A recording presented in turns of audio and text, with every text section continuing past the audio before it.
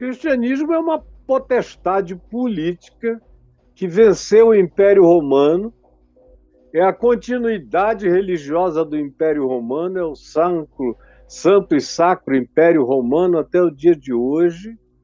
É o cristianismo que botou tentáculos para todos os lados.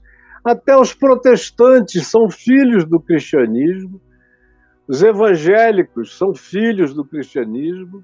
O cristianismo, desculpa, é o pai da grande obscurecência, da grande treva que tomou conta do Ocidente durante mais de 1000 anos. Os islâmicos vieram cheios de matemática, de geometria, de arte, de cálculos físicos, querendo desenvolver as arquiteturas melhor do que a dos romanos, e engenharia, e astronomia, estudos os mais diversos de medicina. Tudo isso veio um século depois do surgimento do Islã. Os muçulmanos tinham feito os grandes e maiores progressos do Oriente Médio e do Ocidente. Contra os cristãos do cristianismo, que estavam fazendo julgamento de pulga, não estou de brincadeira, não, ia ao fórum para julgar o ataque de pulgas. Aí declaravam as pulgas do diabo, aí faziam um exorcismo para pulgas. Cachorro que mordeu uma outra pessoa ia ser julgada pelo templo e o sacerdote dava a pena dele, morte por apedrejamento. O gato que foi apanhado tendo uma crise erótica na perna da sua patroa, levado para julgamento na igreja, no templo.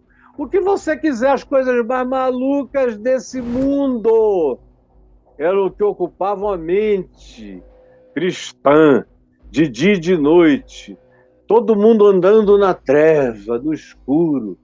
Quando chegou o protestantismo no século XVI, houve um espaço para a ciência.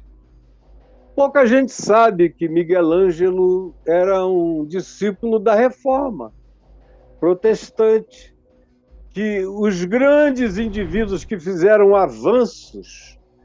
grandes avanços, eram pessoas vinculadas à ideia da Reforma protestante, grandes nomes da ciência.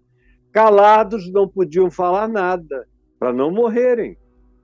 Alguns dos que são conhecidos até hoje como pessoas que deram saltos evolutivos na ciência extraordinário, eram de influência protestante. Então, nos primeiros 200 anos, 300 anos, o protestantismo teve uma influência num certo segmento europeu importantíssimo de ciência. Num outro segmento, ele caiu no obscurantismo imediatamente com os Quakers, com os puritanos, que migraram para os Estados Unidos, e os Estados Unidos já começaram, do ponto de vista evangélico protestante, no obscurantismo.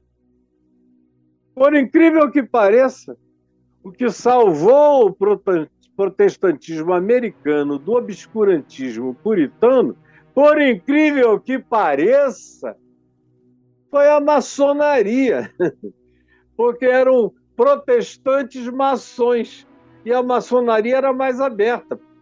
Tinha física, tinha mais filosofia, tinha mais pensamento, tinha mais humanitarismo, tinha mais humanidade, tinha mais perspectiva do sentido eco-orgânico do todo humano.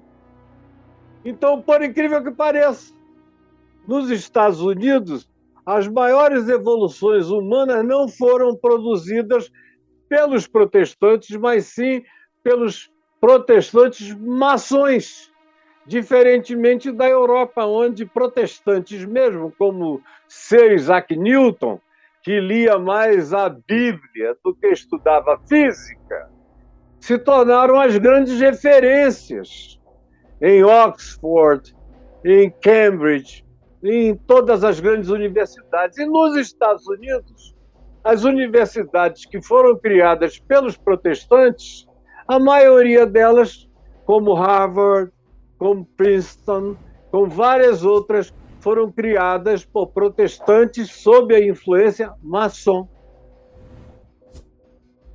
Mas melhor ter aquelas universidades do que ter só o obscurantismo puritano, que é uma coisa intragável até o dia de hoje.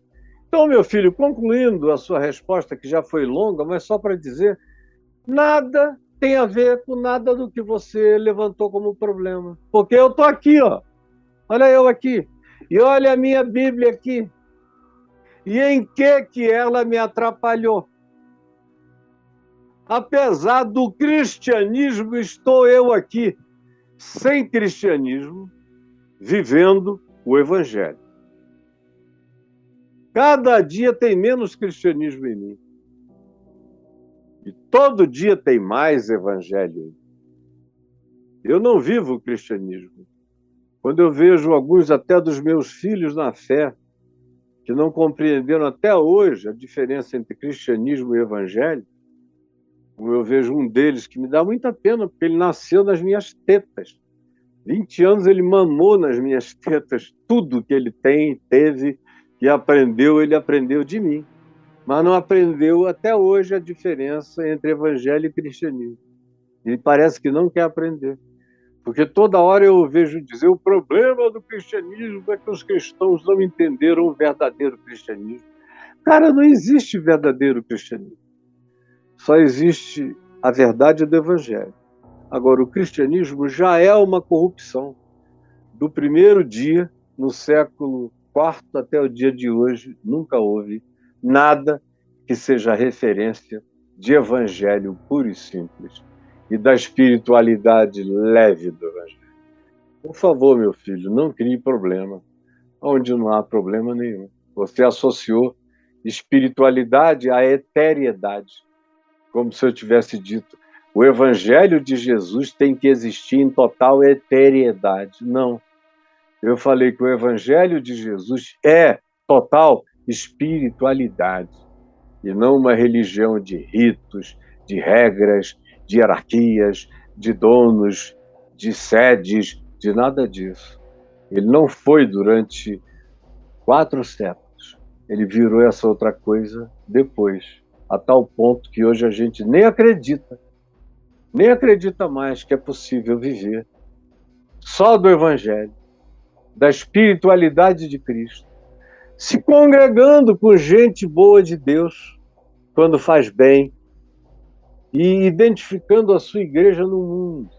A minha igreja não se reúne num lugar, ela se reúne na terra e nos céus, porque eu tenho igreja de Cristo na terra e tenho igreja de Cristo nos céus, e eu tenho comunhão com a igreja de Cristo na terra, que não está presa nem confinada a nenhum prédio e a nenhum grupo religioso, e tenho comunhão com a igreja dos santos e dos primogênitos arrolado nos céus,